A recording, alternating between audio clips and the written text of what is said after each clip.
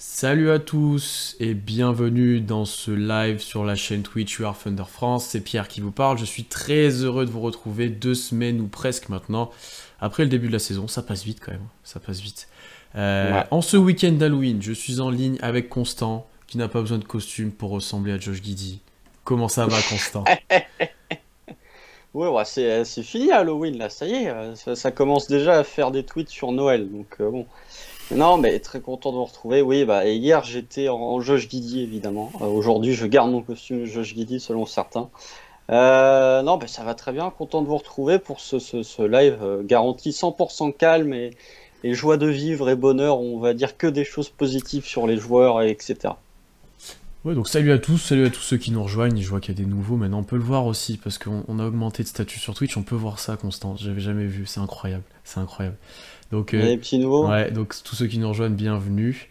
Au programme aujourd'hui, vous vous en doutez, on va revenir sur les 6 premiers matchs de la franchise, 6 premiers matchs d'OKC.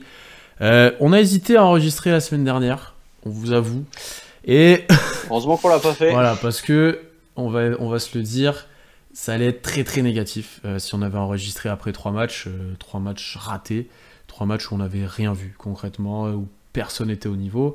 Donc là, on a bien fait d'attendre, on a un peu plus de contenu, on a un peu plus de matchs, des matchs un peu plus encourageants aussi, comme ça se ressent sur notre Twitter aussi par exemple et dans nos mentions, on doit le dire. Ouais, alors après, hein, on va pas vous le cacher, on va faire un truc moins négatif que si on avait fait un podcast la semaine dernière. Globalement, il n'y a pas non plus énormément de choses Non, positives à dire. non, c'est pas, on n'est pas, il n'y a pas d'énormes surprises en termes de niveau, il y a pas, voilà, donc.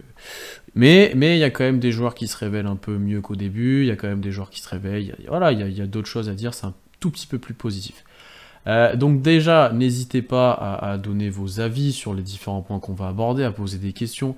Concrètement, avec Constant, on a choisi chacun 2 3 points sur lesquels on voulait analyser, lesquels on voulait discuter, donc n'hésitez pas vous aussi à participer un petit peu. Et Constant, je vais te donner la parole. Sur quoi tu veux commencer de parler? De quoi tu veux commencer de parler? Sur quoi, vas-y, tu veux débuter? Alors, est-ce que tu veux qu'on attaque le gros sujet là Je d'entrée? sais pas. Ou est-ce que tu fais un sujet de chauffe, c'est ça? Comme, Ouais, comme bah tu le attends, sens. je vais faire le sujet de chauffe puisque hier c'était Halloween et que visiblement je suis déguisé en Josh Giddey. On va commencer, tu vois, par le positif. On prend les bonnes choses, on débute ce live par les bons côtés et après on évoquera les mauvais côtés. Donc je vais parler de Josh Giddey parce que bon, bah, j'ai un peu gardé le sujet pour moi, hein, je vais pas vous le Moi, j'ai cacher. pas trop eu le Parce choix, que ouais, honnêtement. voilà, Pierre m'a dit tu veux faire quoi? Moi j'ai dit bon bah écoute je vais faire Josh Giddey point barre parce que bon bah Josh Giddey voilà moi j'étais très chaud pour lui quelques jours après sa draft. Sa Summer League même si on n'a pas vu grand chose voilà pouvait nous donner une motif d'espoir, sa pré-saison encore plus et je pense qu'on peut dire sans trop déconner que Josh Giddey est le deuxième meilleur joueur du Thunder depuis le début de saison. Je pense qu'il n'y a même pas trop de débat en fait sur ça. Je pense qu'il fait partie du top 5 pour l'instant des rookies qui ont le mieux débuté, alors qu'il ne faut pas oublier qu'il a 19 ans et que les joueurs qui ont son âge, à savoir Jonathan Kuminga et Josh Primo, soit ils jouent pas, soit ils sont blessés, mais en tout cas aucun des deux ne performe comme performe Josh Giddey. Moi, ce qui me fait plutôt rigoler, c'est quand même de voir que Scotty Barnes et Josh Giddey sont en train de faire des débuts de saison rookie assez incroyables. Là où Jalen Green et Jalen Suggs font des débuts de saison qui sont globalement atroces, hein, on va pas se le cacher. Mais ouais, Josh Giddey, je trouve que voilà, en fait, on a eu beaucoup de débats sur Josh Giddey. La commu du Thunder a pas forcément réagi positivement à sa draft, mais je trouve que hormis, tu vois, si OKC avait drafté un Cade, si OKC avait été en position de pouvoir drafter un Cade, je trouve que Josh Giddey c'est le meilleur choix qu'OKC pouvait faire pour ajouter à ce collectif. Son association avec Shea est l'une des rares choses positives depuis le début de saison. On voit que Shea a de plus en plus confiance au fur et à mesure que les matchs évoluent, à laisser Josh Giddey balle en main même quand il est sur le parquet.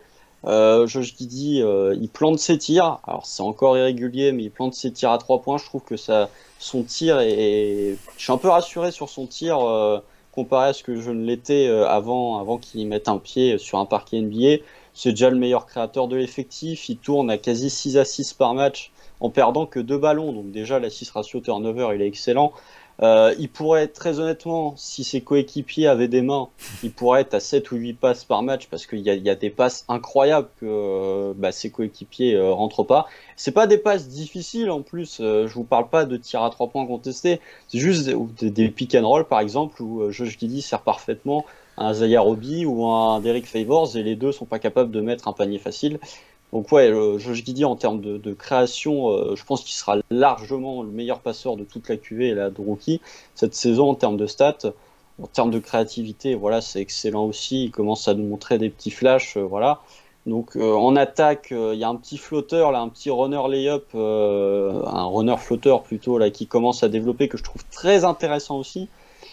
Dans le comportement, il y a rien de négatif. Tu vois que c'est un taffeur. Il a mis 2 matchs à peu près à prendre ses marques. Et là, tu sens que vraiment le match contre Philly, il a été excellent. Le match contre les Lakers, il est vraiment excellent aussi.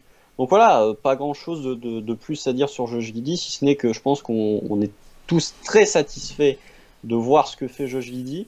On en reparlera quand on évoquera les rotations. Moi, j'aimerais peut-être un peu plus le voir avec la seconde unit et peut-être un peu moins tout le temps avec Shea ou tout le temps, quasiment tout le temps qu'avec des titus.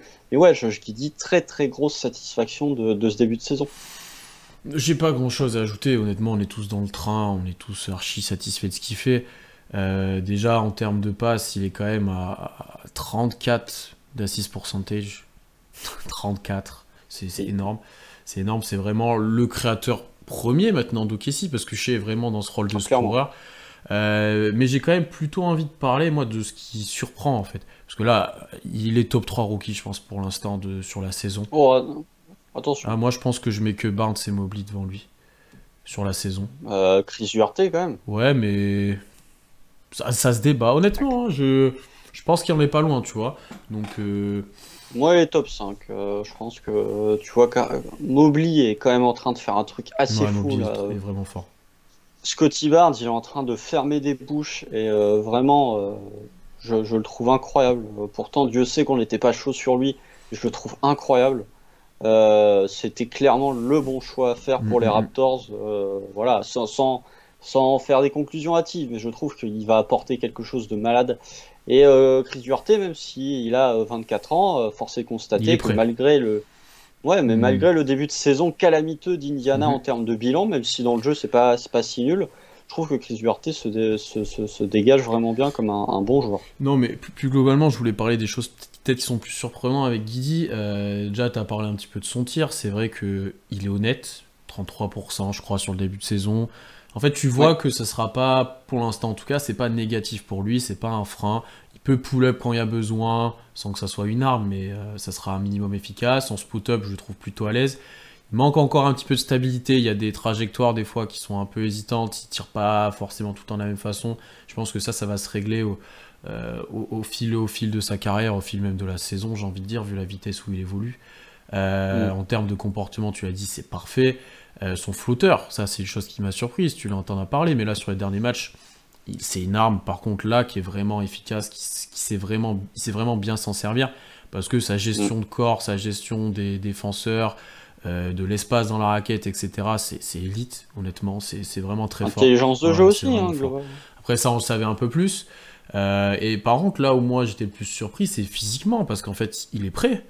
Et ça, je n'y pensais pas. Tu vois, je pensais qu'il allait subir beaucoup plus que ça. Je pensais que défensivement, ça allait être plus compliqué. Et là, il y a des matchs où il prend les postes 3. Même règle. C'est pas folichon. Je m'attendais à bien pire, honnêtement. Oui, voilà. Et il faut mettre aussi dans le contexte où défensivement, ça défend très mal. Certes, il y a Dort à côté, mais il faut, voilà, derrière, c'est quand même pas glorieux. Donc c'est ça aussi qui me satisfait pour l'instant, et non, je trouve vraiment intéressant dans ce qu'on a pu voir, de comment il va évoluer ensuite. Ensuite, j'ai vu, oui, le hors-terrain, il commence déjà à te faire parler de lui. Non, mais il récupère des snaps 15 minutes après la fin du match. Donc là, globalement, ce que je dis là. Ce qui est incroyable, c'est en termes de TikToker, là, mais ce qui est incroyable, c'est qu'il fait des passes de malade, et ce qui a le plus tourné depuis le début de saison, c'est quand il est en train de chercher à Golden State, sans déconner, c'est un truc de ouf. Non, mais le mec, ça n'a rien. Vraiment, ça n'a rien à voir avec du basket, mais le mec, Tchatch, il est encore en maillot, quoi. Il est en maillot short, quoi. C'est vraiment, Non, mais très bien, très bien. Non, mais globalement, on a presque du positif à dire. Enfin, sur le peu de matchs qu'on a vu, c'est l'une des rares satisfactions. Et voilà, Joe me mentionne un point que j'avais oublié de parler et que je voulais absolument parler. C'est un petit peu sa vitesse et c'est sur transition ce qu'il est capable de faire avec notamment un cross qui est efficace en fait. Alors, on parlait de son dribble qui, Son handle était pas négatif. ouais, on parlait hein, qu'il est assez haut, il faut voilà parce qu'il est grand, mais son handle est déjà lui permet de se déplacer où il veut sur le terrain, ce qui est une première bonne chose et c'est pas le cas pour tous les joueurs NBA loin de là. Et surtout, il a un cross là en transition où il part plutôt de main gauche, il l'amène sur sa main droite et il fait des différences en fait. Et son aspect physique que je trouvais pas si négatif que ça, au cercle, et ben quand il a passé son joueur, il est capable de résister, il subit pas tant que ça. Je trouve qu'il a les fautes quand il va vraiment se frotter au gars, il a souvent quand même un peu de fautes.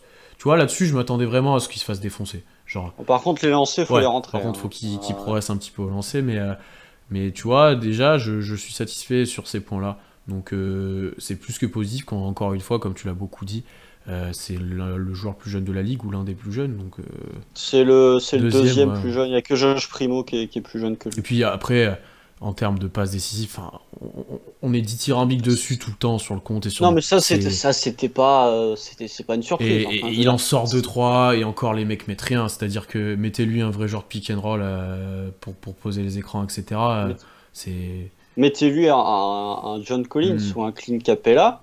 Je pense que très sincèrement, je l'ai dit là, il est à 8 passes par match. hein. oui.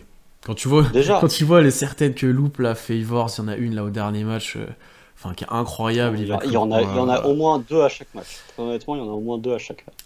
Mais après, ouais, et il va encore s'améliorer au fur et à mesure de la saison. Josh Giddey, c'est un bosseur. Ouais, Vous allez c'est voir quelque que chose là, qui ressort beaucoup aussi ça.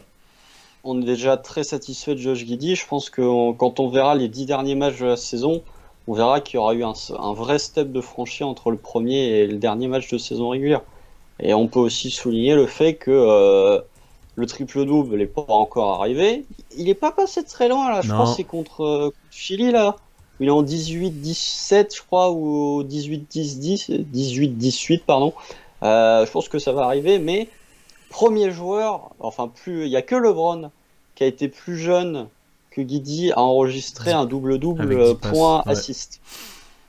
Donc, Donc ça voilà. fait parler un petit peu. Ça, c'est intéressant aussi qu'il ait un peu de reconnaissance. Oui, et puis il y a des passes qui commencent à être retweetées par des Mm, comptes mm, mm. généralistes. Enfin, si ça peut le mettre en lumière globalement et mettre en lumière la franchise OKC, ça fait pas de mal, honnêtement. J'ai fait un petit sondage, j'ai posé la question si Guidi était un top 3 rookie sur le début de saison. Là, pendant une minute, on va attendre la réponse, mais ça permettra de bien clore un petit peu ce sujet.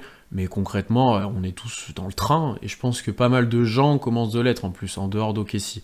Alors après, il faut regarder les matchs, etc. Mais les gens commencent de se dire, ok, c'était pas si débile de le prendre, et il y avait tellement un Non, besoin, et qu'on s'en rend compte là, et on va réaborder ensuite ce point-là plus tard, de création que tu pouvais pas passer à ah bah côté. heureusement qu'il est là, Oui. hein, parce que si on avait drafté un Scotty Barnes par exemple, là l'attaque, mais elle aurait été, ça aurait pu être de l'attaque globalement. Bon, ça a plutôt répondu oui, il n'y a pas eu énormément de votes, mais ça a plutôt répondu oui pour l'instant. Deuxième sujet, Ouais. je vais me lancer maintenant. Je vais me lancer, on va parler rotation. T'as un petit peu mentionné le sujet là quand tu parlais de Josh Giddey. Moi, c'est quelque chose que j'adore regarder sur les débuts de saison. Même pour les équipes hors OKC d'ailleurs, j'aime bien voir qui c'est qui joue ou pas parce qu'on a souvent des surprises en fait. Tu vois, moi de voir par exemple que Moody ou que Minga joue pas du tout aux Warriors, ça m'a un peu fait rire. Je dois être honnête, tu vois, alors c'est Bon, alors moi ça m'a rendu triste. oui, enfin, mais tu sais, vu ce qu'on disait après la draft sur ces deux-là, etc., ben, tu vois, au final, pour l'instant, ils jouent pas. Oui, je peux Ouais, régler mais la durée des sondages, effectivement, après. après, je trouve que quand même, Moses Moody apporterait. Autant que Minga, je peux comprendre parce que la situation des Warriors actuels font que ils n'ont pas forcément envie de donner du temps à un joueur qui est pas prêt. Je pense que la G-League lui servira pour ça. Autant Moses Moody, je trouve qu'il a largement moyen Je pense aussi. de faire partie de la rotation des Warriors parce qu'il est plus prêt il est plus frais que Kuminga et après on en parlera quand on évoquera l'attaque mais l'attaque des Warriors en termes de formation pour un joueur frustre en attaque je trouve que t'as presque quasi rien de mieux en NBA actuellement. Bah, en fait, ça dépend si tu... C'est pas le débat, mais si tu vas réussir à t'inscrire dans ce collectif ou si tu comprends rien. Je pense, honnêtement. Mais tu vois, pour un Moody, ça devrait pas poser problème. Pour un Kuminga, ça mettra peut-être un peu plus de temps, effectivement, tu vois. Non, mais si tu progresses, si tu veux progresser, tu as un système pour t'aider, le système Warriors.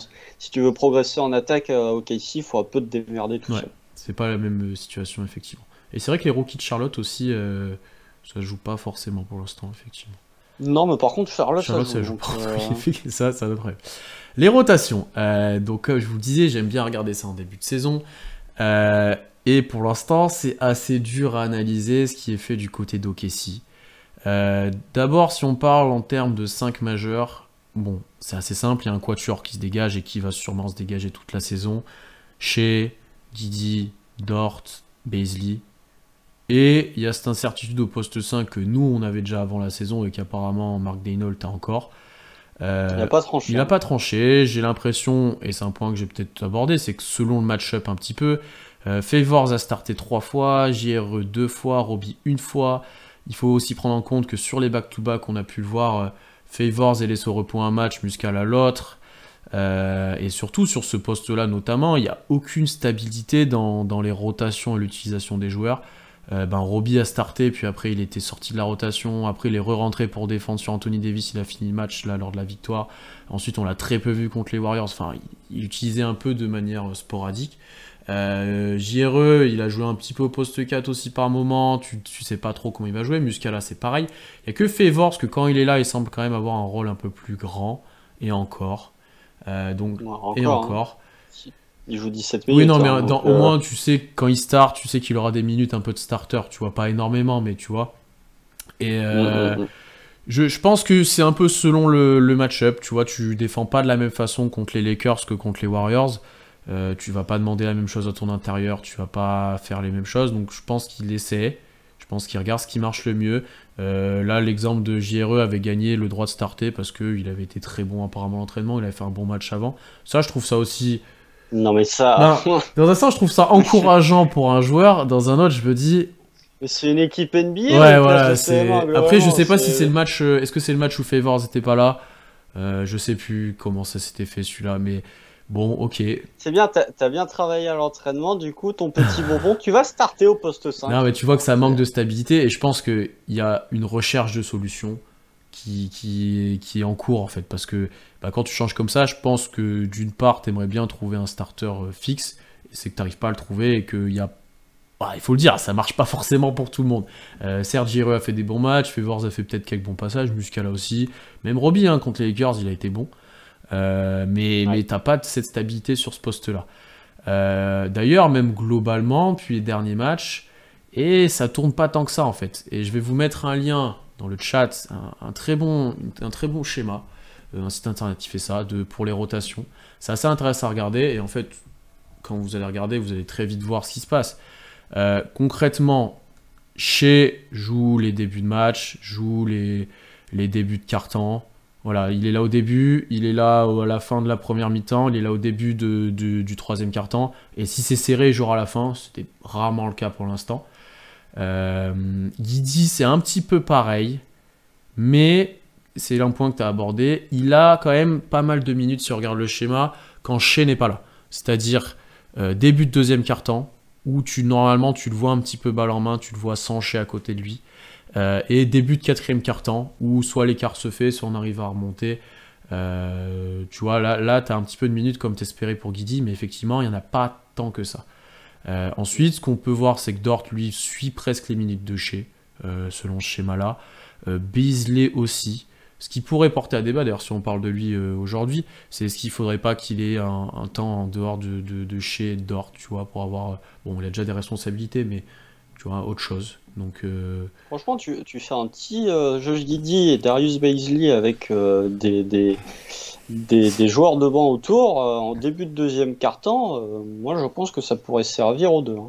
Lorsqu'il n'y a pas de lock et un poste, je trouve ça cohérent que l'entraînement qui décide qui start, effectivement, selon le match-up, tu vois. Oui, c'est la manière dont ça a été tourné, effectivement. Après, Dort suit les minutes de cure au dernier match. Effectivement, des fois, Dort est un peu coaché de cette manière-là, donc ça change un petit peu par rapport à Shea. Et ensuite, honnêtement, c'est un peu le bordel. Il n'y a que Kenrich Williams qui a des minutes fréquente en sortie de banc, donc 6e homme, ouais, hein, voilà, quasiment. Donc homme. fin de premier quart-temps, début de deuxième, et pareil en deuxième mi-temps en gros.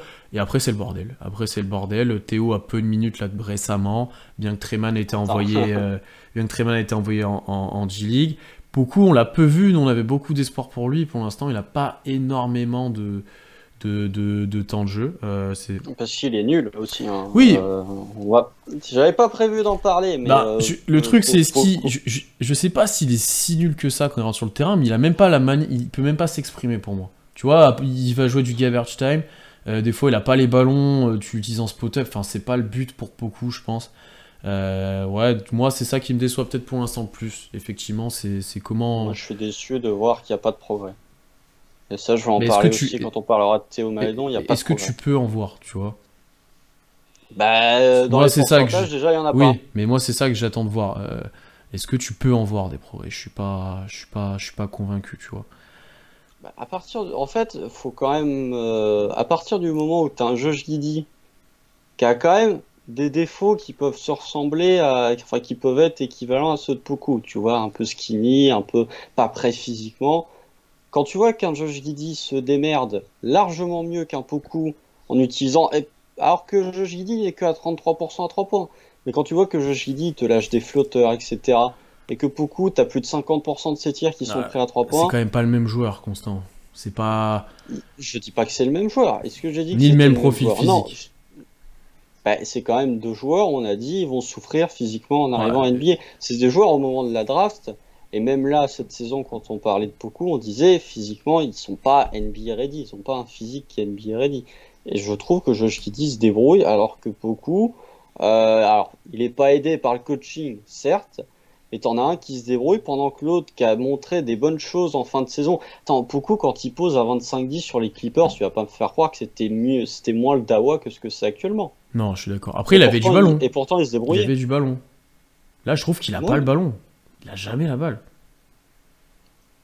Après, est-ce que je sais pas, est-ce que tu y mérites vraiment d'avoir la balle? Enfin, c'est un autre débat, mais là, je trouve qu'il a pas la balle. Et j'ai du mal à quand même comparer la dimension physique de Giddey avec celle de Poku. Giddey est quand même plus près, tu vois. T'as une vraie saison en pro derrière en Australie.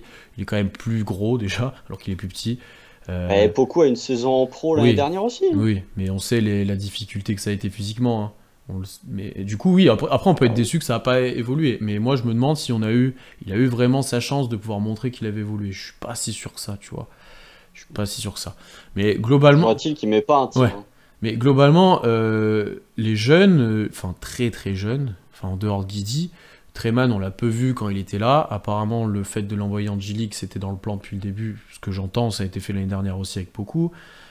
Surtout que là, il n'y a pas de G-League. Hein, oui, pour l'instant, ouais. Donc c'est juste qu'il va s'entraîner avec eux. Malédon, on le voit peu. Poku, on voit peu. C'est Ty Jerome qui joue plus là récemment, qui d'ailleurs est pas si mauvais que ça. Hein, c'est pas vraiment surprenant non plus.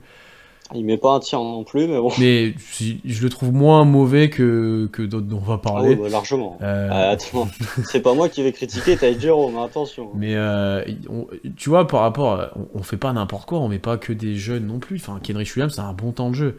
Là, je tire un peu sur ceux qui disent qu'on fait que tanker, etc. Kenrich Williams, si on tank, il joue pas déjà. Et je pense. Là, il est 6e homme. Ouais.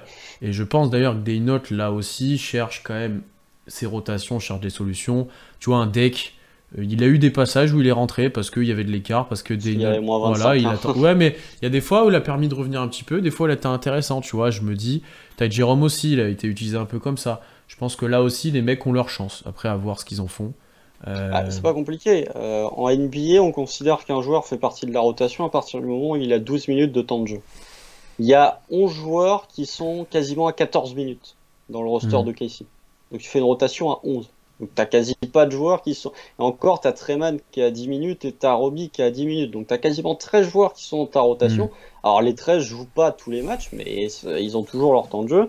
Donc tu dis que t'as quasiment tout le roster qui joue. Ouais, non mais globalement, à part Krejci et à part les Toué, on a vu au moins par séquence tout le monde, je crois. Ouais. Si je me trompe pas, donc là. Non, mais Krejci a joué aussi en plus. Il a joué dans le garbage. Il a joué que dans le garbage time, non ? Ouais, mais que en fin de match. Ouais, mais il a vu le terrain. Il a vu le terrain. Donc non, là-dessus, alors il y a peu de stabilité, à part pour les 4 que j'ai cités, et peut-être Kenrich Williams.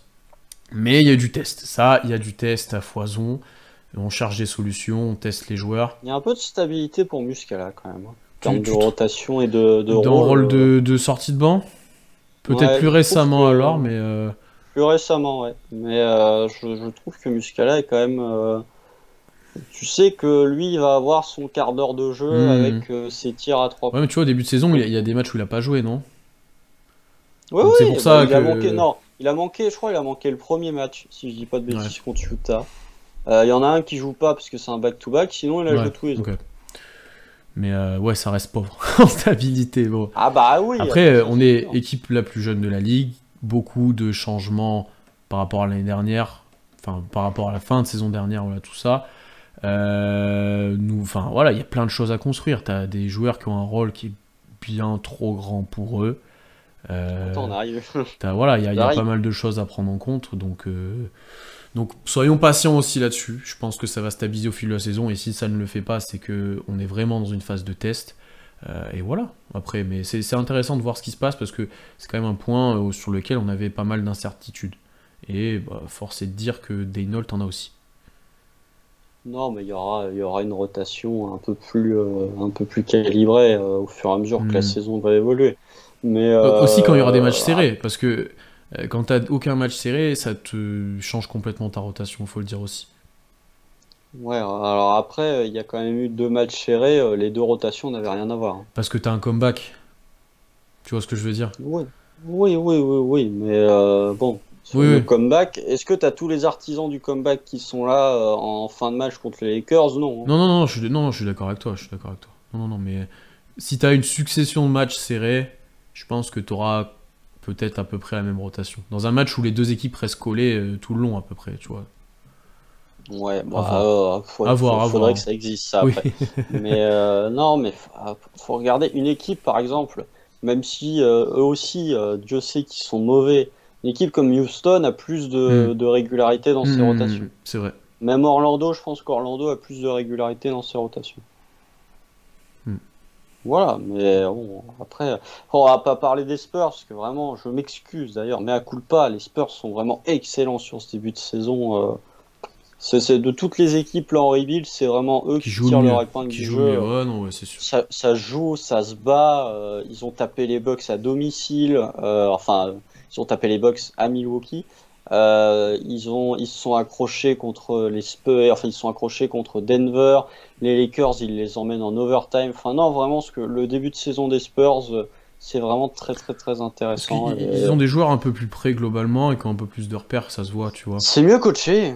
Aussi, hein, tu C'est sens plus que d'un côté, tu as un coach qui est dans sa 24e, 25e saison NBA, et de l'autre côté, tu en as un qui est dans sa deuxième. Quoi. Donc, Après, bon, t'as plus. Enfin, t'as un Murray, Potel fait énormément de taf. Tu vois, il y a des joueurs. Keldon Johnson, Ouais, voilà, fou mais tu vois, qui aussi. ont un peu de stabilité, qui sont là un peu depuis plus longtemps. Donc, Mais eux, par contre, ils font rotation full jeune Hmm. quasiment. Hein. Mais tu vois, au final, ils sont pas si loin que ça que au classement, tu vois. Ouais, mais Oui, dans le, le visuel, je suis d'accord avec toi. le matière, enfin la matière, le contenu, voilà, c'est le mot que je Hmm. cherchais. Le contenu n'a Je rien à suis voir. d'accord. Code pour Favors dégage durant la saison. C'est possible en soi, surtout vu comment l'utiliser. Hein. Il va être envoyé aux Suns contre Jalen Smith. Au moins, on aura un pivot à développer encore. Tu vois. Ouais, mais non, ouais, je sais pas. Parce qu'il coûte cher, il coûte 10 millions hein, la saison C'est pas rien, Favors. ouais. Donc, Bon, je vais te laisser faudra- enchaîner maintenant avec ton deuxième point. Là, je pense qu'on va aborder le nerf de la guerre, si je peux dire. Ah, tu vas aborder le nom de la Comme guerre tu veux, je déjà. te laisse faire. C'est le gros sujet. Non, on va parler de Théo Malédon. Ah, Ça, c'est pas le nerf de la guerre, mais c'est le nerf de la France, ça, là. ça- c'est c'est un truc qui va diviser notamment les franco-français. Alors, je sais, notamment Joe, qui est dans le chat, que je salue, qu'il y a beaucoup de gens qui ont des attentes et qui suivent tout particulièrement Théo Malédon parce qu'il est français.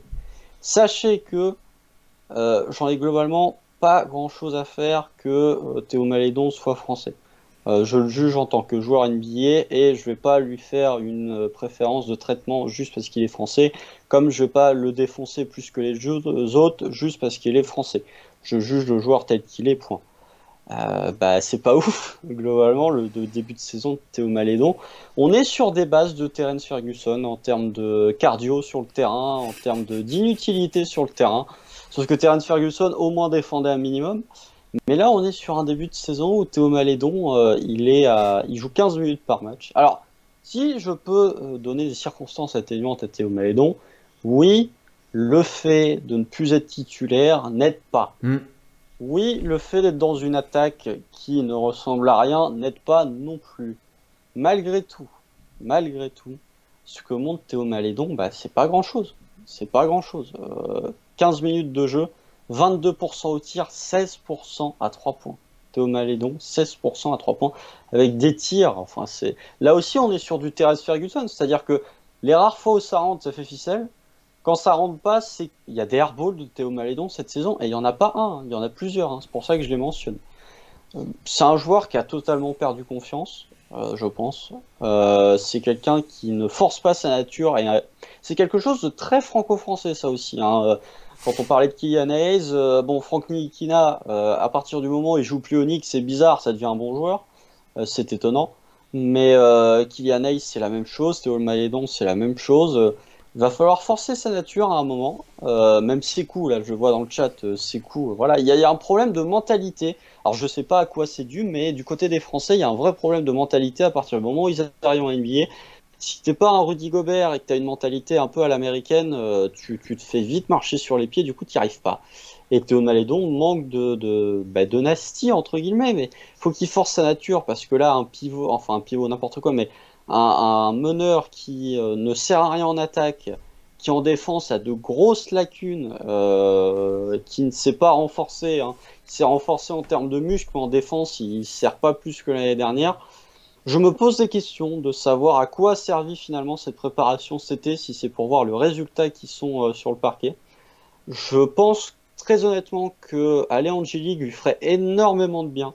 Ça lui permettrait d'avoir, un peu comme Poku la saison dernière, ça lui permettrait d'avoir des shoots, d'avoir beaucoup plus la balle en main face à des adversaires plus faibles. Si ça peut lui redonner confiance en lui, je suis totalement prêt à le voir en G-League. Parce que là, c'est plus possible en fait, c'est plus possible. Et je vois des gens sur Twitter nous parler de Théo Malédon. En fait, il va devoir s'adapter, il va devoir se résigner entre guillemets dans ce rôle parce que Josh Giddey est beaucoup trop fort et que Théo Malédon ne sera jamais au niveau d'un Josh Giddey. Actuellement, ce que propose Josh Giddey, c'est tu vois le potentiel, tu vois qu'il peut vraiment être très très fort. Théo Malédon, quand tu vois, je pense que les trois seuls spots qui sont à peu près acquis pour le futur du Thunder, c'est globalement le poste 1 avec Josh Giddey, le poste 2 avec Shai Gilgeous-Alexander et le poste 3 avec Luguentz-Dort. Bah, Théo Malédon, il sera fatalement moins bon que ces trois-là, donc il va falloir qu'il se conforte dans un rôle de backup, même s'il a été beaucoup titulaire et c'est le joueur qui a joué le plus de minutes pour OKC la saison dernière. Va falloir reprendre confiance, va falloir bosser parce que là, ce que nous propose Théo Malédon, c'est vraiment très très très inquiétant.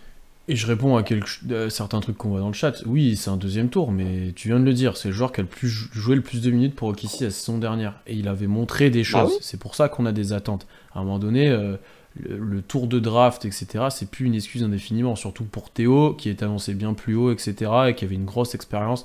Enfin, ça sort pas de nulle part. Hein, donc j'ai vraiment du mal avec ça depuis toujours, d'ailleurs. Bon.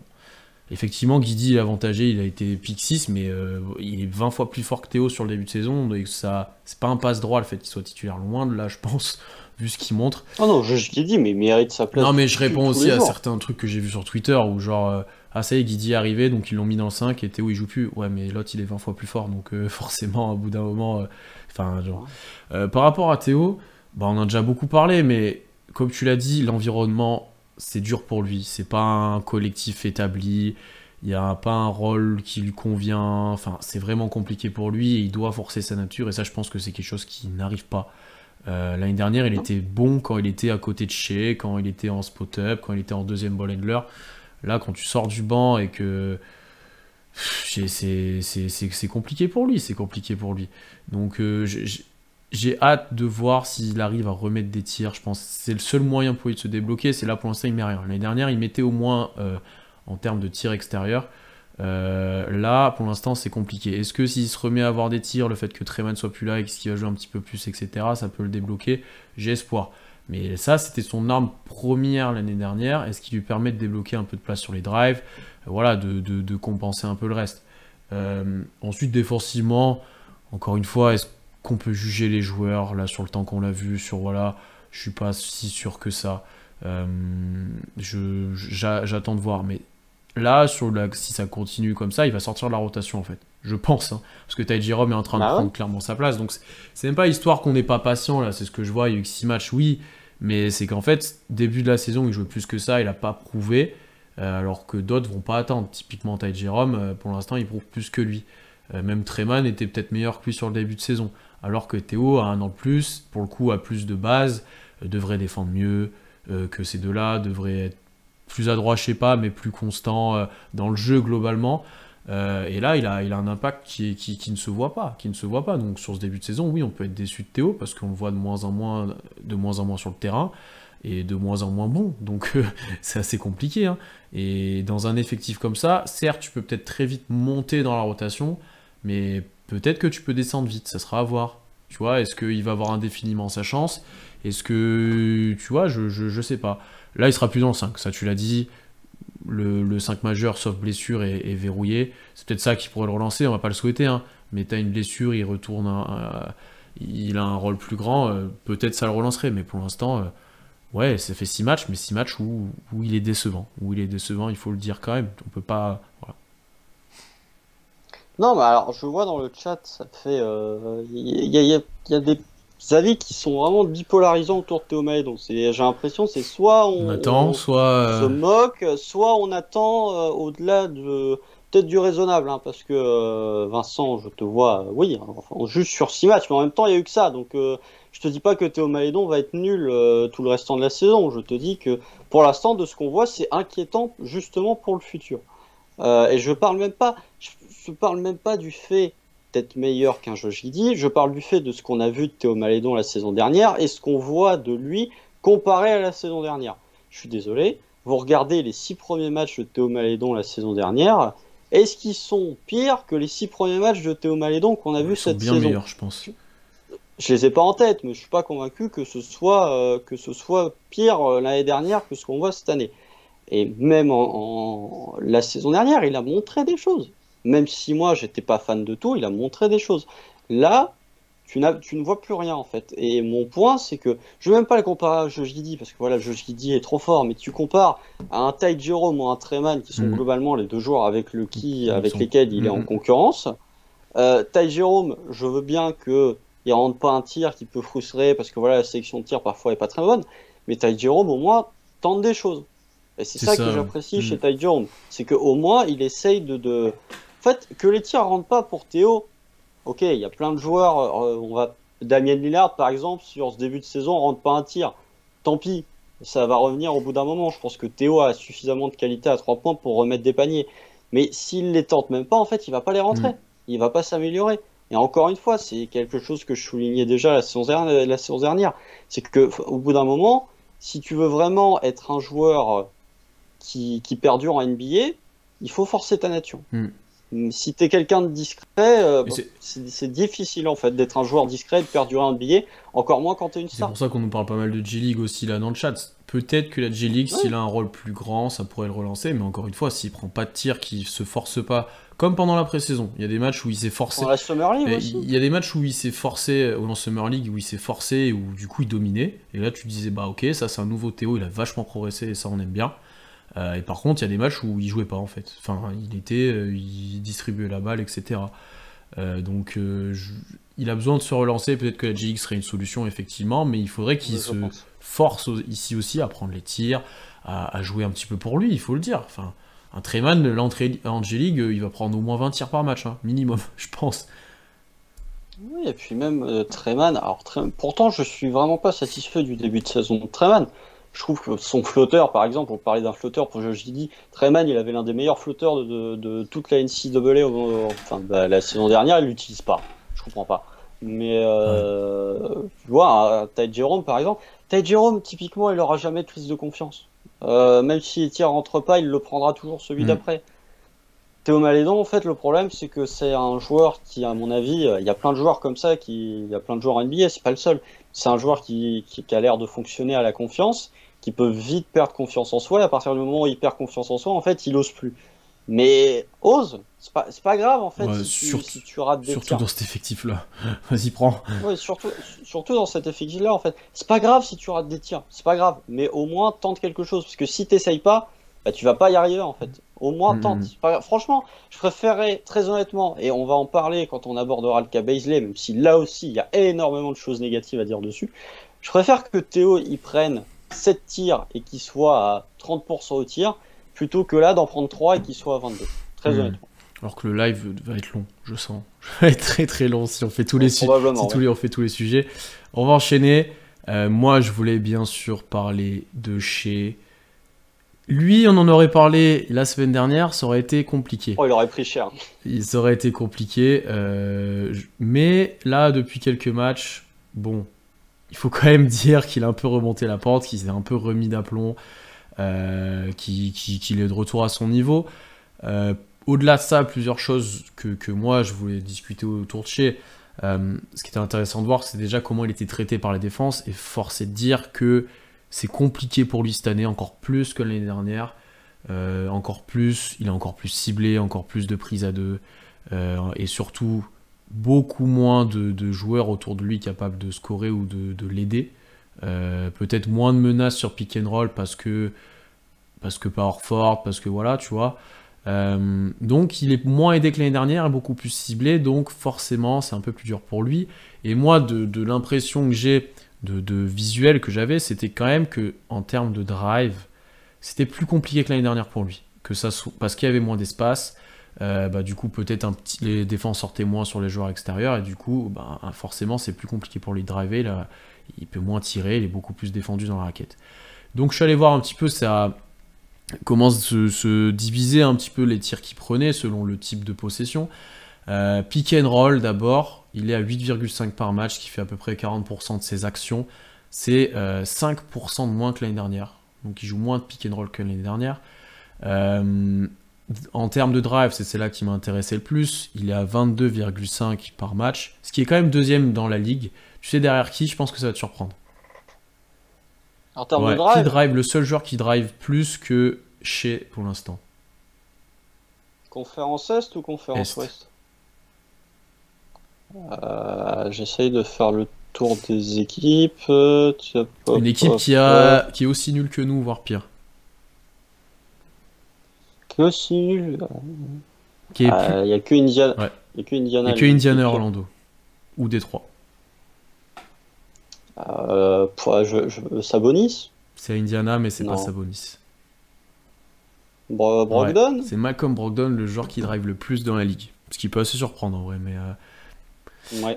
et du coup, Shai drive quand même 3 fois de moins par match que l'année dernière. Il était à 25. C'était le joueur qui drivait le plus de la ligue. Donc, quand même moins de drive. En termes de pourcentage, ça reste correct. Et par contre, là où il y a un vrai changement, il joue 38% du temps des isolations. Avec d'ailleurs Qu'est-ce qu'il en joue? un point Oh, par oh. possession sur isolation qui est plutôt bon quand on regarde avec les joueurs autour de lui. Pour vous redonner un ordre d'idée, c'est le plus haut total de la ligue, et de loin, parce qu'il en joue 8,2 par match, et deuxième derrière lui à 6,6, c'est un Nets. C'est l'un des deux. Oui, c'est KD. Non, et c'est James Harden si je me trompe pas. Mais en termes d'efficacité. Non, je te parle sur juste les deux, je c'est te KD, parle quoi. en quantité. Qu'il est Ah ouais, premier non, de la ça ligue, m'étonne s'il est pas premier de la que tu ligue, et sois- c'est Harden Moi, comme je pensais que tu Non, parlais non. de points Et par ça fait possession. quand même plus. L'année dernière, il en jouait 22% du temps. Et là, il est à 38%. Ça fait quand même une augmentation assez conséquente. Donc, bien que Giddey soit là, on est quand même dans une situation où il y a énormément d'ISO pour Shai. On a quand même face à un joueur qui doit créer pour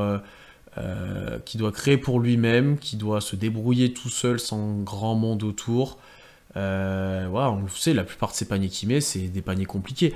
Et ce qui est intéressant de voir, du coup, c'est comment il répond à ça. Et là, on l'a vu, plus en plus de step back et de side step à 3 points, là.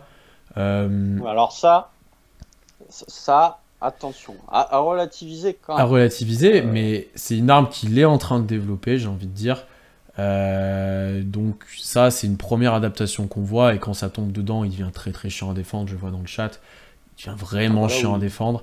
Je pense quand même, et notamment sur le début de saison, et notamment sur les matchs à l'extérieur, c'est un truc dont je vais aborder ensuite, là où ça défend un peu plus fort, OKC un peu plus en difficulté, ça met moins de tirs autour de lui, il peut moins driver, et ça se ressent sur tout son jeu, où il est moins en rythme, où son tir tombe moins dedans, où il en prend des plus compliqués, etc. Donc j'ai quand même cette impression que la clé de son jeu, c'est s'il arrive à driver et avoir des accès au cercle assez régulièrement et assez facile. Et quand il n'a pas ça, et ben, tu te retrouves vite avec des tirs encore plus compliqués et peut-être un peu plus de maladresse, tu vois. Voilà. C'était les points que je voulais mentionner pour Shai. Et son début de saison, et au final, bah, bon, ses pourcentages ont baissé par rapport à la saison dernière, il a bien réagi là, mais son début de saison est moyen pour l'instant, enfin moyen plus, mais il a été inconstant, on va dire. Ouais, bah, alors, ça, je maintiens encore une fois, et encore plus sur. Alors, le début de saison, les deux premiers matchs, Ouais, ils ils sont sont pas bons. infects. Ils sont infects, mais Après, tout le globalement, monde toute était, l'équipe était voilà. infecte. Mais le match contre Houston, très sincèrement, je pense que le match contre Houston est le match qui m'a le plus énervé du Thunder depuis l'époque Ah, mais là, Russ puis ah, mais Jimmy Love, donc ça doit faire 3 ans. là, en interne, dans la rédaction, c'était exceptionnel. C'était, Non, mais alors, celui-là, c'était, globalement, celui-là, non, mais tout le monde, les mecs tout le monde voulaient abandonner. Enfin, c'était. Non, on voulait pas abandonner, c'est juste, on s'est dit, si ça dure toute la saison comme ça, globalement, on allait finir au bout d'une corde, on allait prendre notre retraite, c'est globalement. Non. Euh, les deux premiers matchs sont dégueux, et bizarrement, c'est les matchs où Shea prend le plus de tirs à 3 points. Il y a le match contre, je sais plus, c'est le match contre les Lakers où il en prend 11 tirs à 3 points. Alors, je vais vous dire ça tout de suite parce que j'aimerais pas dire de bêtises, mais. Ouais, c'est ça, contre les Lakers, il en tente 11 parce qu'il est en réussite. Oui, mais tout. Je trouve en fait que Shea, bah, il met un buzzer surtout sur Sur Russ, ouais. Russ qui est incroyable. Mais je trouve en fait que Shea, et ça je l'ai déjà sorti, Shea est meilleur quand il prend moins de 3 points, il est plus efficace. Il est plus efficace, encore une fois. Et moi, je le vois à l'inverse, où Shea est meilleur quand il drive plus et que du coup, il a moins besoin de forcer ses tirs à 3 points. Tu vois ce que je veux dire? C'est le rapport est le même, mais je l'interprète peut-être pas de la même façon que toi. Oui, encore.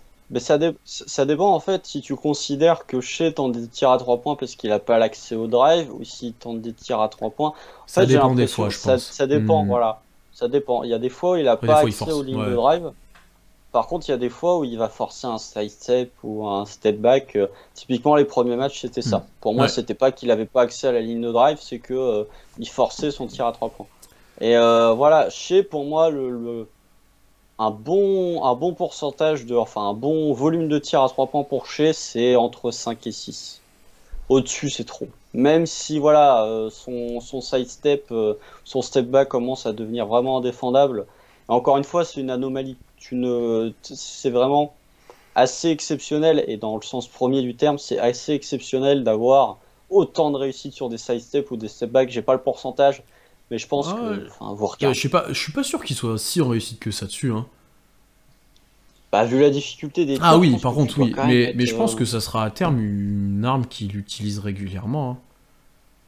oui, mais c'est quand même le tir le plus Oui, compliqué oui, au mais c'est basket. un tir qui est de plus en plus pris par les guards et parce que c'est un tir presque incontrable, c'est un tir qui pour le coup peut te débloquer beaucoup de situations, hein. On est bien placé pour le savoir. Ah ouais, non, mais je suis d'accord, je dis pas le contraire. Mais justement, pourquoi c'est indéfendable? Parce que c'est l'un des Bien tirs sûr, les plus bien compliqués à sûr. Ouais. rentrer. Mais je Donc, pense qu'il a vraiment bossé dessus et que c'est pas juste un aveu d'impuissance, ça. Je pense ah qu'il a non, vraiment non, bossé non. dessus. Et d'ailleurs, je vois qu'il y a Lucas aussi dans le chat de la rédaction. Son tir, et notamment sur ce sidestep, est un petit peu différent que l'année dernière. Ça part peut-être d'un peu plus bas et ça va moins haut. C'est un peu plus curieux, j'ai envie de dire, dans le sens où ça part d'en C'est bas, plus c'est plus fluide. fluide, tu vois, ouais, exactement. C'est moins saccadé, après ça va moins haut. Mais par contre, ça part très vite. Ça part très vite. C'est pour ça que je compare à Curry, bien que la comparaison soit un peu abusée. Mais Non, non, non, ne comparons non, pas non, la mais je pense comparaison. que les gens comprennent pourquoi je dis ça. Et C'est plus c'est plus fluide, fluide. c'est Ouais, plus ça part un plus d'en shooter. bas. Ouais, c'est voilà. Donc au début, t'avais l'impression qu'il jetait un peu la balle. Et tu te demandais. Ouais. Ouais, ok, Shea, t'as pas envie de jouer, c'est quoi le truc? Et en fait, il a travaillé là-dessus, je pense. Et donc moi, ça me choque pas. Ça me choque pas. Et il y a une ou deux actions de spot-up. Il y en a une sur le dernier match là, que j'ai regardé juste avant, donc ça me parle. Où tu vois qu'il s'applique plus et que voilà, il est capable quand même de parler, de prendre son temps, etc. Quand il faut. Ouais, bah, après, non, bah, pas grand-chose à dire de plus, si ce n'est que on revient sur une version de Shea qui est plus proche de ce qu'on avait lors de la saison avec Chris Paul et Dennis Schroeder, Mm. lors de sa première saison avec OKC. C'est que, vu qu'il y a Josh Giddey, il est quand même beaucoup plus débarrassé des tâches de création pour les autres. Hormis le match contre Philly, là où termine à 8 passes, sinon c'est 2 assists, 2 assists, 4, 5 et 2. Donc tu sens que voilà, il est plus dans le scoring individuel. Comme c'est vu dans le chat, oui, enfin, après il est fort en drive, mais le problème, c'est que bon, Faut les avoir. faut Bah les ouais. avoir. Mais moi je suis d'accord, Shea pour moi devrait prendre plus de drive. S'il prend plus de drive, il va avoir plus de lancers et il aura encore plus d'espace pour shooter à 3 points. Après, on peut se prendre la situation dans l'autre sens en se disant, s'il rentre ses 3 points, là, s'il est injouable. à droit, il a un C'est-à-dire que s'ils commencent à en mettre Si. 2-3 et qu'ils sont obligés de sortir loin, c'est fini, c'est terminé. C'est terminé. Donc voilà, on peut pas vraiment critiquer ce que fait Shea enfin, si, tu peux critiquer un petit peu, mais Shea a quand même montré là sur les 3 matchs à domicile, parce que les 3 matchs à l'extérieur c'était autre chose, mais Shea a quand même montré sur les 3 matchs à domicile que il y avait quand même, voilà, la saison dernière n'était pas une anomalie et que Shea était capable de reproduire ce niveau de jeu sur une saison. Ou en tout cas, cette saison, voilà, la blessure est oubliée, il n'y a pas de problème, il n'y a pas de séquelles. tout va bien. Ouais. Mais voilà, donc, c'est Shea, bon, après les résultats suivent pas, mais tu vois bien que globalement, à partir du moment où Shea fait un bon match, OKC est beaucoup plus dedans. En fait. Bah oui. Ou à partir du moment où tu arrives un peu à le libérer, tu seras bien mieux. Tu seras bien mieux. C'est-à-dire qu'à partir du moment où si Shea est pas dedans, OKC a aucune chance de gagner. De toute façon. si Shea est dedans, bah, ça donne des matchs contre Philly où t'es loin d'être dégueu. Ça donne un match contre Golden State où voilà, bon, tu craques sur la fin, mais t'es vraiment pas ridicule. Oui, le premier. Et ça donne les matchs contre les Lakers où clairement, s'il prend pas un coup. Et pourtant, il termine à 7 sur 19, hein, c'est pas des bons pourcentages. Mais s'il a pas son coup de chaud dans le troisième quart, OKC peut jamais. Troisième quart-temps, oh, bordel. Ah ouais, non, mais là, c'était incroyable. On va enchaîner parce qu'il y a encore un gros sujet dont tu vas aborder, c'est l'attaque. Là, ça va débattre. Là, je sens que ça va être intéressant. Donc, je te laisse commencer. On sera peut-être pas forcément d'accord en plus pour une fois, donc je te laisse commencer. Non, mais alors toi, tu vas être le grand défenseur du Degno de Ball. Non, bah alors j'aurais pu évoquer la défense, hein, parce que là aussi il y a des choses à dire. On va pas en parler dans le détail, mais juste pour vous donner des petites stats en termes d'efficacité sur transition défensive. OKC est la deuxième meilleure défense de toute la ligue en transition, il n'y a que Miami qui fait mieux.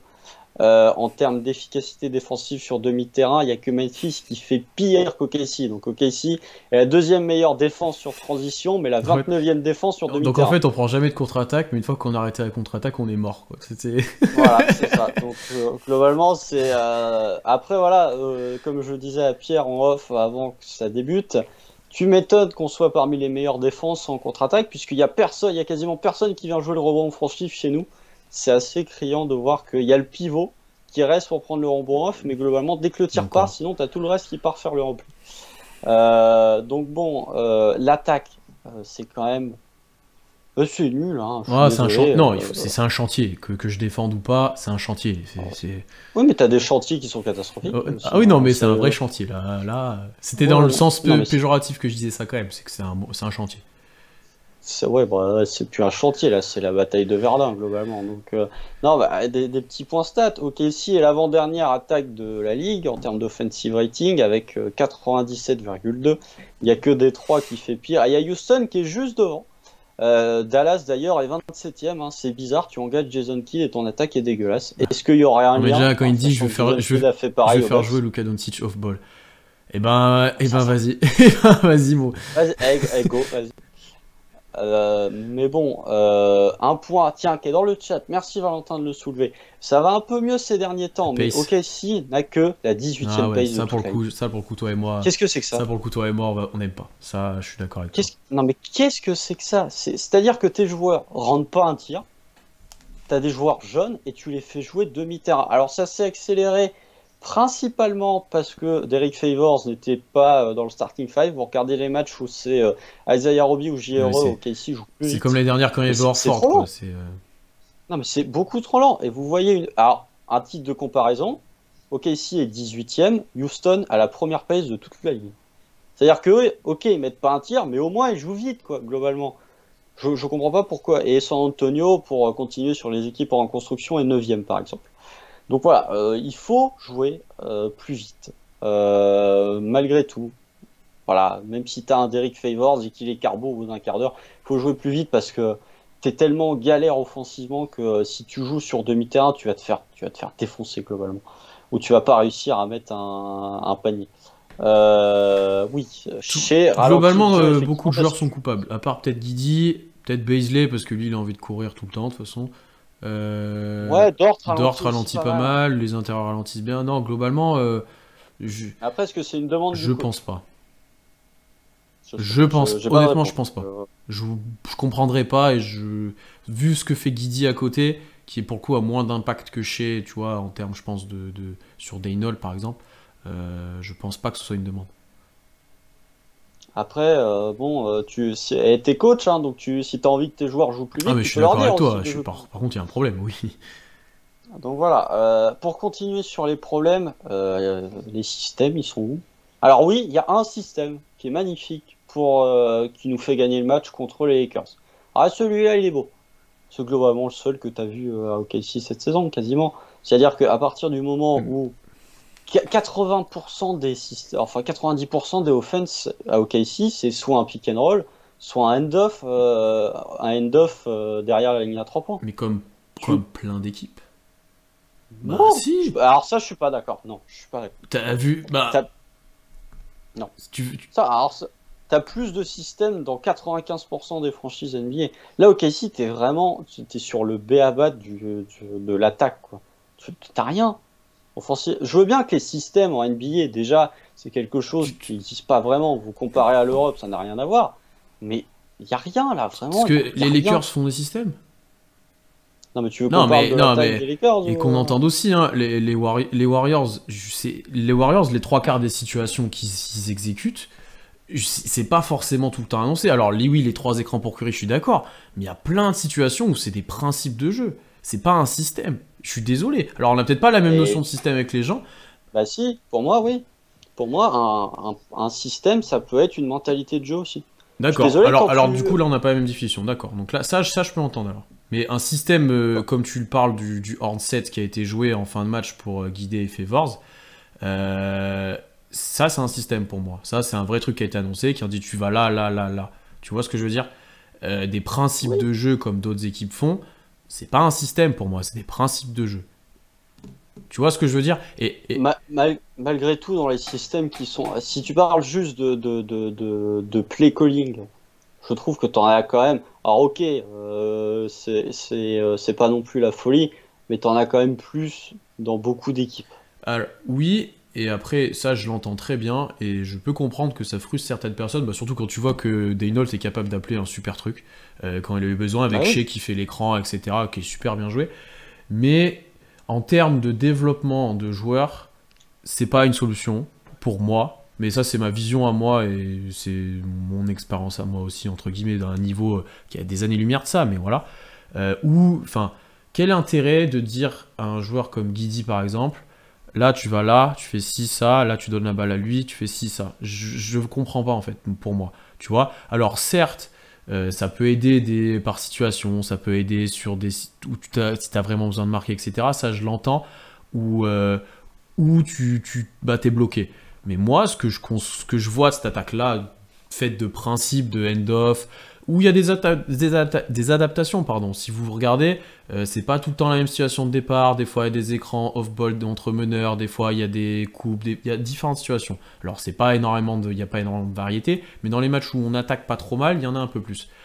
Mais par contre, un jeu de principe comme ça, où tout le monde peut jouer un pick and roll, où tout le monde a un end-off et que c'est basé un peu plus sur de la lecture, etc., ben pour moi, tu développes plus les joueurs. Et c'est pour ça que je défends Daynault, moi, personnellement, et que ce truc de système me saoule un petit peu. C'est parce que pour moi, dans une optique de développement, tu peux pas dire ah bah toi tu t'es là, tu fais écran, et après t'attends la balle, et après tu flashes, et si t'as la balle tu dunk, et si tu l'as pas, ben tu vas faire un autre écran. Je trouve ça... Enfin, moi j'ai jamais aimé ça, mais après je peux comprendre que les gens auraient aimé ça. Bah, par exemple sur la zone des Warriors, oui je le conçois. En fin de match, oui je le conçois. Mais on est en NBA, il y a moins de systèmes qu'en Euroleague, tu l'as très bien dit. Et je préfère qu'on essaie de mettre en place des principes. Alors pour le coup, Non, mais t'as pas de principe. ben, Tu t'es n'as en pas de train de les principe. mettre en place, je suis désolé. Ce qu'on voit depuis l'année dernière, c'est la même chose. Non, alors bah, justement, tiens, tu me permets de rebondir sur un truc. OKC ne vit que par sa réussite à 3 points. L'attaque d'OKC ne vit que par ça. Tu n'as pas de solution Ça, je suis d'accord, et ça joue énormément aussi, ben, on en a parlé sur les drives, etc. Et du fait que tu manques d'adresse et de talent globalement, ça t'empêche énormément de choses. Ça, je suis d'accord. Ça, je le conçois totalement. C'est-à-dire que t'as...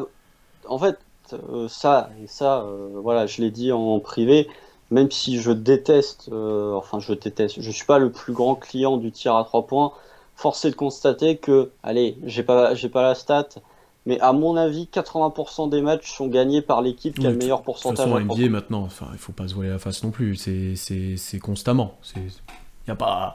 Malgré tout, t'as quand même, pour certaines équipes, t'as quand même des situations où si les 3 points tombent pas dedans, t'as Oui. des alternatives. Hmm. Il y en a pas au OKC. C'est-à-dire que oui, quand vous regardez la première mi-temps contre Philadelphie, bah, OKC roule sur Philly parce que les tirs tombent dedans. Non, contre Golden State, pardon, contre Golden State. La première mi-temps, bah oui, OKC roule sur GS parce que les tirs tombent dedans. À la seconde où les tirs tombent plus dedans, parce que voilà, les tirs à 3 points, globalement, tu fais pas. Sur un match, ça peut arriver, mais vu qu'on est OKC et qu'on n'a pas des shooters de fou, il y a un moment où ça va cool down, où ça va se refroidir. À partir de ce moment-là, l'attaque ne bougeait plus. Il n'y avait plus rien en attaque. C'était le néant complet.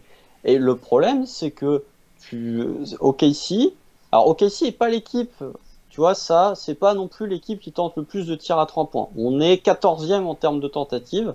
Par contre, le pourcentage de réussite, Il est pas OKC bon, est à ouais. 29,2%. Non, mais Il c'est n'y a que cata. Détroit, encore une fois, qui fait pire.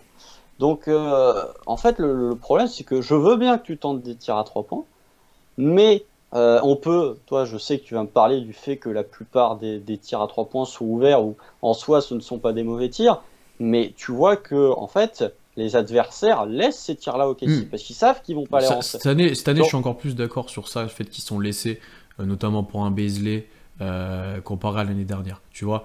Mais est-ce qu'il y a vraiment d'autres solutions, tu vois? C'est facile de dire il faut driver, il faut faire machin, mais tu peux pas. Tu vois ce que je dis? Enfin, on n'est pas coach NBA, c'est au coach de trouver des solutions après, hein. bah, chez Drive, je suis désolé, Drive deuxième, c'est le deuxième joueur qui drive le plus par match. Guidé a énormément de situations de pick and roll, on est le premier à les souligner. Il y a des trucs, mais au bout d'un moment, tu veux faire quoi? Si on parle de Dort, on va se dire il a trop de responsabilité en attaque et on est d'accord là-dessus. Mais je pense que tu es obligé de lui les donner. Donc c'est que tu en Ah non, arrives à un point où... le fait que Dort ait trop de responsabilités en attaque, c'est pas un truc que j'impute à Daigneault. Ah oui, Attention. oui, mais du coup, c'est un aveu que tu rends compte que t'as pas les armes. Tu vois? Oui, mais tu n'as pas d'alternative quand même. Et tu vois, on parlait plein de fois aussi de cette multiplicité de ball handlers normalement qui devaient évoluer ensemble sur le Daigneault Ball, comme tu l'as dit. Donc, comment tu m'as dit? C'était assez bien comme Si, Daigneault le Ball. Daigneault Ball. Mais au final, là, en ball handler, en fait, il y a personne pour l'instant. Enfin, il y a Guidi et Shea, et après, il y a personne. Tu vois? Un Poku ne l'est pas, Malédon, on en a parlé, Treman, on en a parlé, Ty Jerome, ouais, il joue peu. Donc tu vois, c'est aussi pour l'instant compliqué dans un système où, ben, qui est fait normalement pour que les mecs jouent avec la balle dans les mains. Ben, au final, c'est un Dort qui est obligé d'assurer ce rôle-là parce que les autres ne peuvent pas l'assurer ou ne l'assurent pas. Ouais, bah alors après, si tu, en même temps, quand tu mets Darius Bazley au poste 4 et quand tu mets Derrick Favors en 5, c'est sûr que tu Ouais. peux pas faire ton Non, line-up c'est avec sûr. que des ball handlers, C'est hein. sûr. Et ça augmente, ça C'est pour, renforce pas non c'est plus pour ton ça adresse à que 3 moi points. je suis content dans ces muscles-là où JRE sur le terrain. Peut-être pas défensivement, peut-être pas dans les pick and roll purs, mais en termes de spacing et de tir extérieur et d'un peu de. Voilà, t'as un peu plus d'espace quand même. Bah c'est ça, et moi Muscala pour le coup, moi j'aimerais bien plus le voir parce que Muscala, alors pour le coup il roll quasiment jamais, Non. c'est curieux de voir Enfin, les si, statistiques il de... roll à mi-distance, il s'arrête jamais. Il va jamais dans la Ouais, raquette. ouais, ouais. Pour moi il Non, pop oui, non, plus mais que c'est un pop. roller En vraiment. plus, c'est un pop si tu vas là, mais du coup, c'est marrant.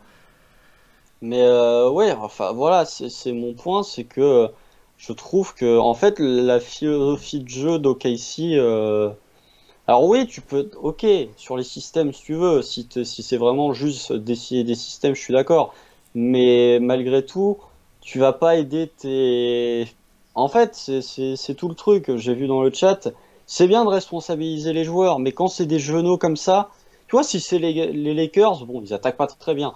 Mais si c'est les Lakers, je suis d'accord sur le fait que, et même eux encore, ils auraient besoin d'avoir un meilleur coach pour les aider offensivement. Mais quand c'est les Lakers et que t'as que des trentenaires qui sont multiples stars, ok, les joueurs sont assez grands pour savoir comment ils doivent attaquer.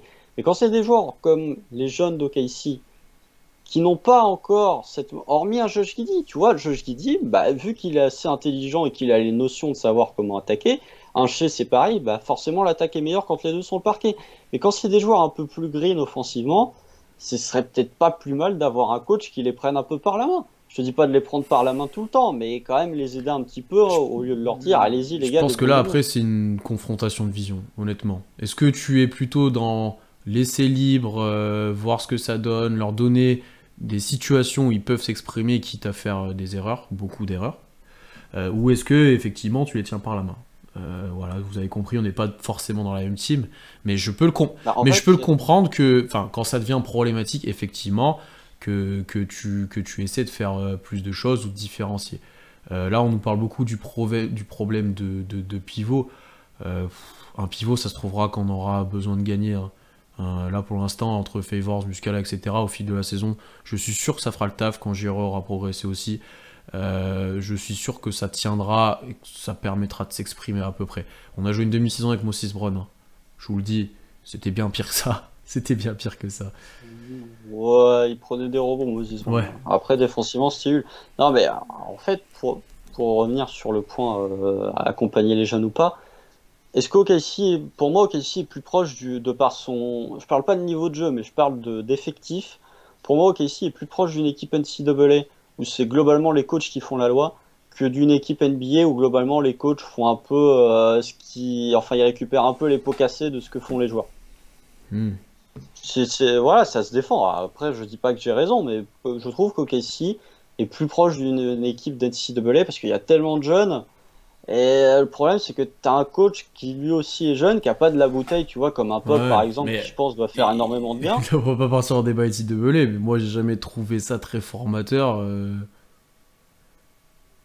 Moi, je trouve ça dépend des joueurs. Oui, Très oui, honnêtement, je oui, pense que et des facs aussi, les hein. superstars n'ont Oui, pas voilà. besoin, mais Et pour les autres joueurs, moi c'est les pour ça que j'ai d'ailleurs toujours mais apprécié Villanova comme fac, et que parce que c'était une fac, pardon, qui joue beaucoup sur tout le monde peut avoir la balle en main, tout le monde joue ensemble, tout le monde lit la défense, tout le monde fait ces choses-là.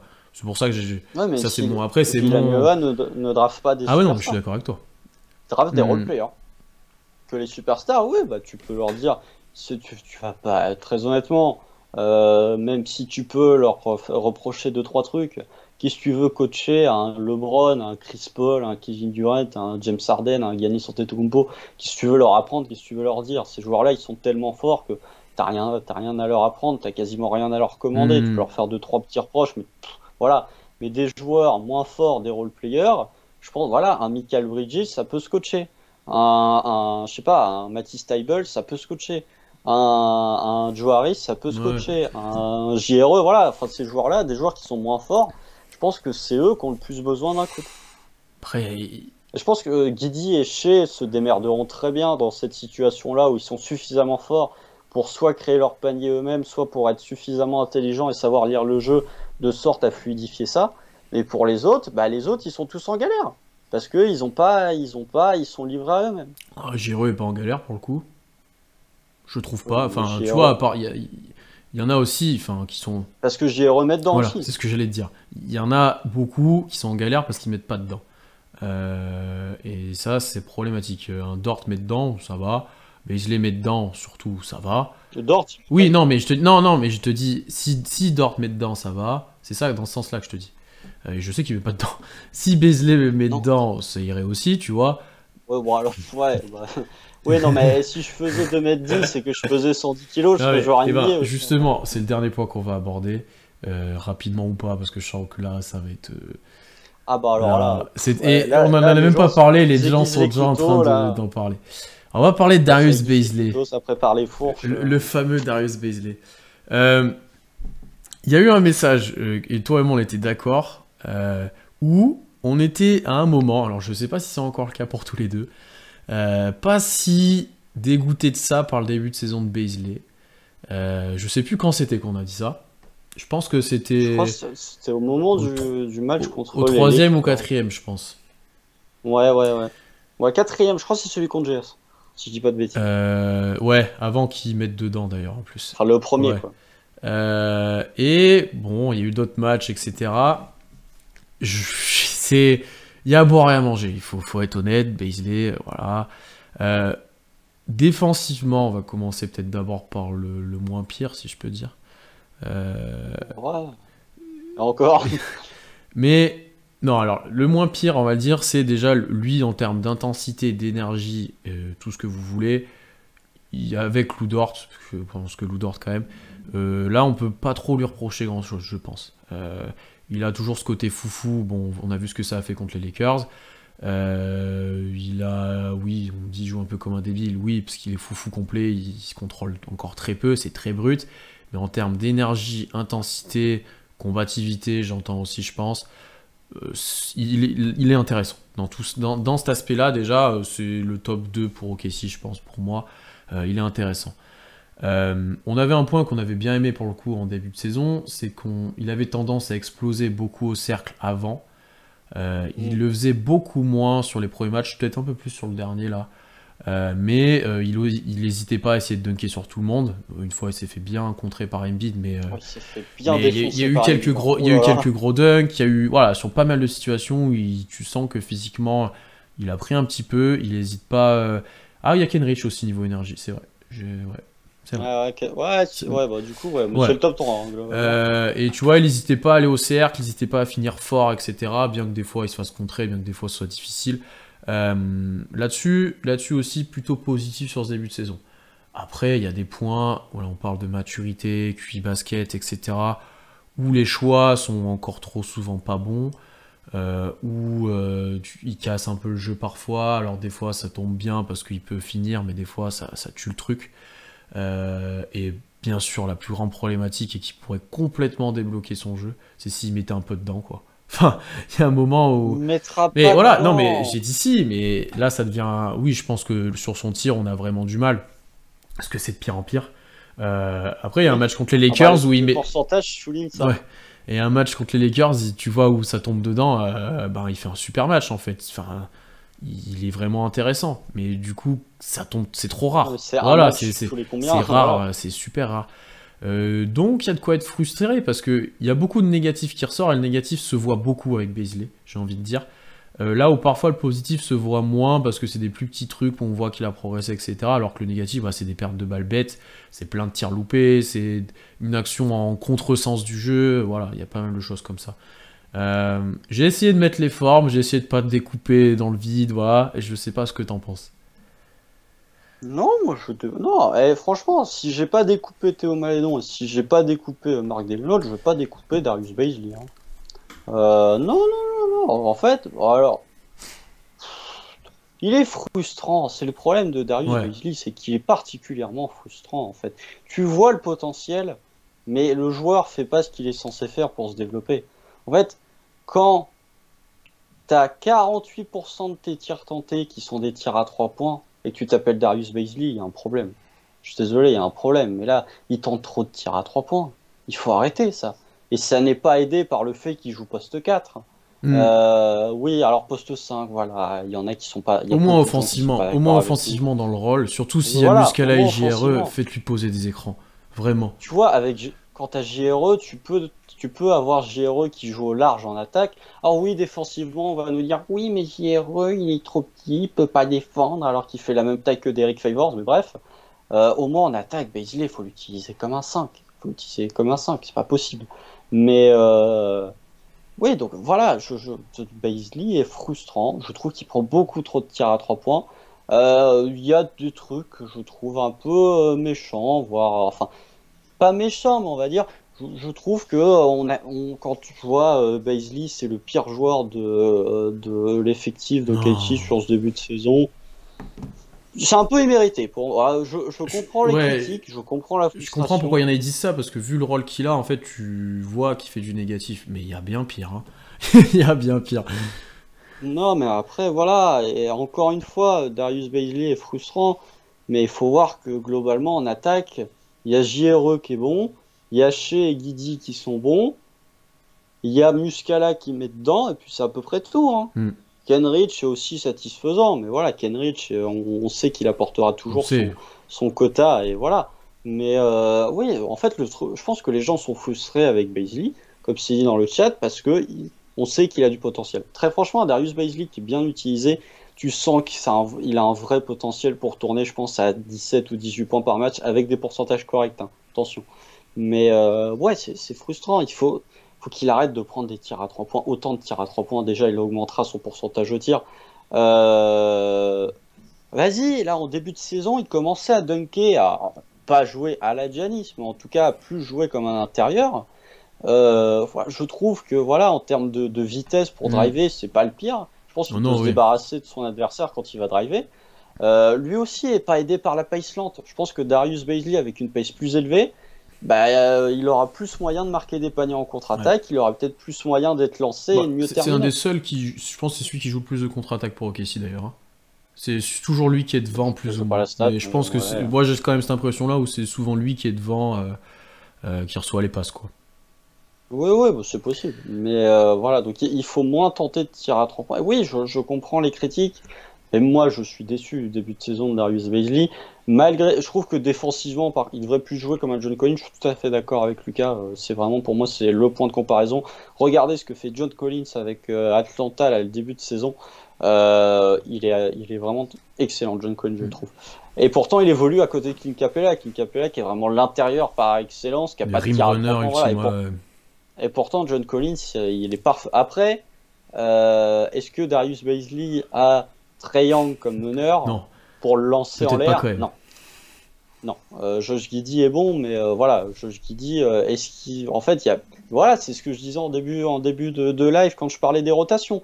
Tu fais t'essayes de développer une certaine complémentarité entre Josh Giddey et Darius Bazley en mettant les deux contre des second unit Mm. adverses. Comme il se fait Bah avec JRE. Que là on voit qu'il y a un vrai voilà. truc entre les deux, ouais, ça serait exactement. Ouais.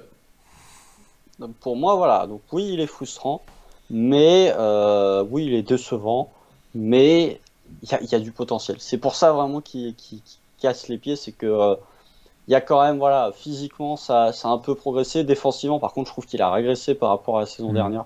Je trouve qu'il est moins impliqué, donc voilà.